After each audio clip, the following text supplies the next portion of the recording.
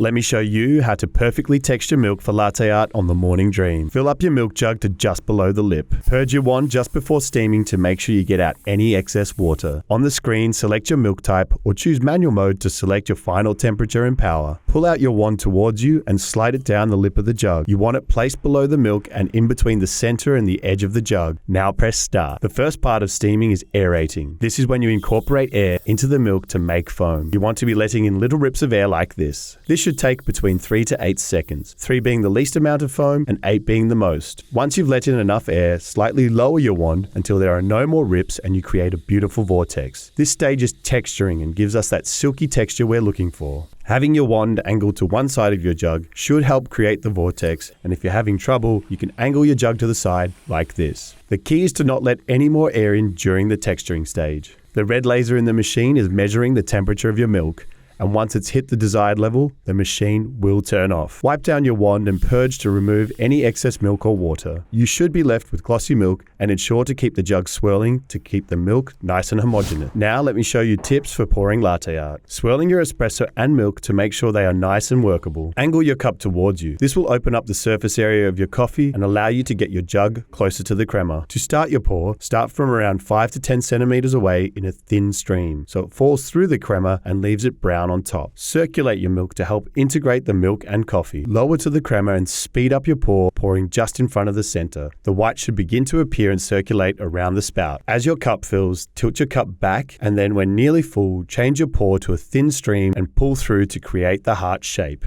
For a tulip, you want to start in the exact same way. As you lower the crema, you want to wait for the white to appear, but don't pull through. Stop mid-pour and then pour just above your first shape, and gently push your tip forward so the patterns wrap together. Then, pour above your second shape, pull up into a thin stream, and then pull through to make a tulip. Finally, for a rosetta, once your cup is 3/4 full, pour just in front of the center, and once a white stream starts to appear, begin to wriggle your wrist back and forth in an even motion. It should create a wavy pattern. Pull back your jug in the cup to create the neck of the leaf, and then pull up and through to create the final pattern. Half of the fun of beautiful milk is creating amazing latte art. So keep practicing and master your skills.